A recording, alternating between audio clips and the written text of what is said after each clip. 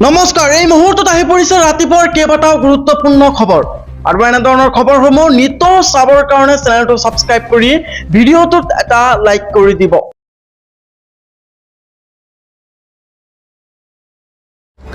দেশৰ কোটি কোটি কৃষকলৈ ভাল খবৰ। অতি শীঘ্ৰেই দেশৰ কোটি কোটি কৃষকৰ বেংক একাউণ্টত সোমাব পিএম কিষাণ সন্মান নিধিৰ 23 নং কিস্তিৰ ধন। আৰু 2 এদিনৰ ভিতৰতে ঘোষণা কৰা হ'ব পিএম কিষাণ সন্মান নিধিৰ ধন বিতৰণৰ দিন। আপুনি এক্টিভ কৰি ৰাখক আপোনাৰ বেংক একাউণ্ট। কেতিয়া আৰু কোনসকল লোকে পিএম কিষাণ সন্মান নিধিৰ 23 নম্বৰ কিস্তিৰ ধন লাভ কৰিব সবিশেষ তথ্য জনাই আছো। আপুনি ভিডিঅ'টোত লাইক কৰি শ্বেয়াৰ কৰি দিয়ক। দেশৰ কোটি কোটি কৃষকলৈ ভাল খবৰ। অতি শীঘ্ৰেই দেশৰ কোটি কোটি কৃষকৰ বেংক একাউণ্টত সোমাব পিএম কিষাণ সন্মান নিধিৰ 23 নম্বৰ কিস্তিৰ ধন। এই সন্দৰ্ভত বৃহৎ ঘোষণা কেন্দ্ৰীয় চৰকাৰৰ। আপুনি সাজু কৰি ৰাখক আপোনাৰ বেংক একাউণ্ট। দেশৰ কোটি কোটি কৃষকৰ বাবে আহি গ'ল ভাল খবৰ। এক্টিভ কৰি ৰাখক আপোনাৰ বেংক একাউণ্ট। জুন মাহতে পিএম কিষাণ সন্মান নিধিৰ 23 নম্বৰ কিস্তিৰ ধন সোমাব আপোনাৰ বেংক একাউণ্টত।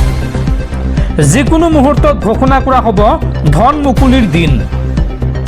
দেশৰ প্ৰতিগৰাকী কৃষকে আপডেট কৰক KYC। বেংকৰ KYC আপডেট কৰি ৰাখক। বহু কৃষকৰ নাম এইবাৰ কৰ্তন হ'ব তালিকাৰ পৰা। পিএম কিষাণ সন্মান নিধিৰ তালিকাৰ পৰা এইবাৰ বহু কৃষকৰ নাম কৰ্তন হ'ব। ভুৱা তথ্য দি কৃষক সন্মান নিধিৰ ধন লাভ কৰি থকা সকলৰ নাম কৰ্তন কৰা হৈছে তালিকাৰ পৰা। আৰু KYC আপডেট নাথাকিলেও জমা নহ'ব এইবাৰ ধন। এতিয়াও যদি কৃষক পঞ্জীয়ন কৰা নাই শীঘ্ৰেই কৰক পঞ্জীয়ন। ফাৰ্মাৰ ৰেজিষ্ট্ৰি কৰাটো বাধ্যতামূলক। যিসকল কৃষকে এতিয়ালৈকে কৰা নাই সোনকালে কৰি লওক।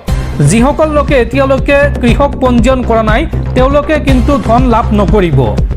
পঞ্জীয়ন নকৰা কৃষকে এইবাৰ নাপাব পাৰে পিএম কিষাণ সন্মান নিধিৰ 23 নম্বৰ কিস্তিৰ ধন। 2019 চনৰ পূৰ্বে যিসকল লোকৰ হাতত আছে ভূমিৰ অধিকাৰ সকলোৱে কৰিব পাৰিব পঞ্জীয়ন।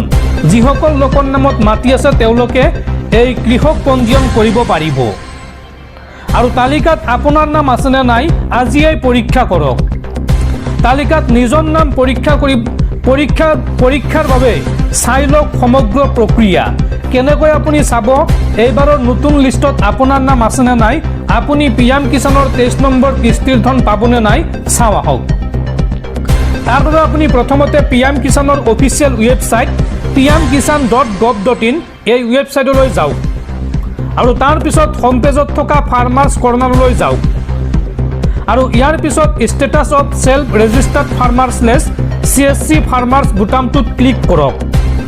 আৰু নতুনকৈ খোল খোৱা ফৰ্মখনত আপোনাৰ 12 অংকৰ আধাৰ নম্বৰটো লিখক। নতুনকৈ খোল খোৱা ফৰ্মখনত আপোনাৰ আধাৰ নম্বৰটো লিখাৰ পিছত কাষত দিয়া কেপচা কোডটো শুদ্ধকৈ সন্নিৱিষ্ট কৰক।